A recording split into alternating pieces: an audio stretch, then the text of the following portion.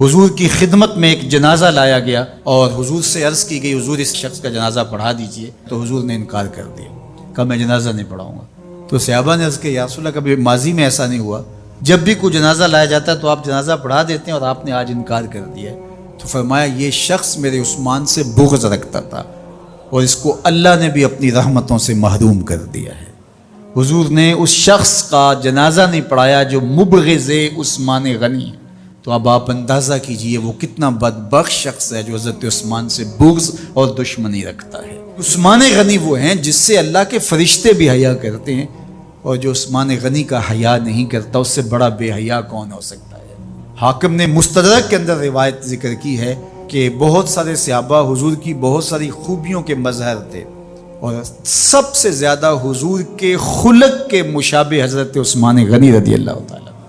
اور خلق میں سب سے اونچا درجہ حیا کا ہوتا ہے، تو حضرت عثمان غنی رضی اللہ تعالیٰ عنہ حیا کے اس مقام پہ فائز المرام تھے جو انہی کا مقصوم تھا۔ تو حضرت عثمان غنی تو داماد رسول ہیں، حضرت عثمان غنی تو ذوالنورین ہیں، حضرت عثمان غنی تو حضور علیہ الصلوۃ والسلام کے محبوب اور حضور علیہ الصلوۃ والسلام کے پیارے ہیں، ان کو جنت کی بشارت دی گئی ہے، عشرہ مبشرہ میں سے ہیں، 4 جلیل القدر خلفاء میں ان کا نام شامل ہے، اور پھر حضور کی 2 صاحبزادیاں ان کے نکاح میں آقا کریم نے ان کو شہید خود قرار دیا، اور میرے اور آپ کے آقا و مولا نے کہا آج کے بعد کوئی عمل عثمان کو نقصان نہیں دے گا، اور کہا عثمان سے میں حیا کیوں نہ کروں، اس سے اللہ کے فرشتے بھی حیا کر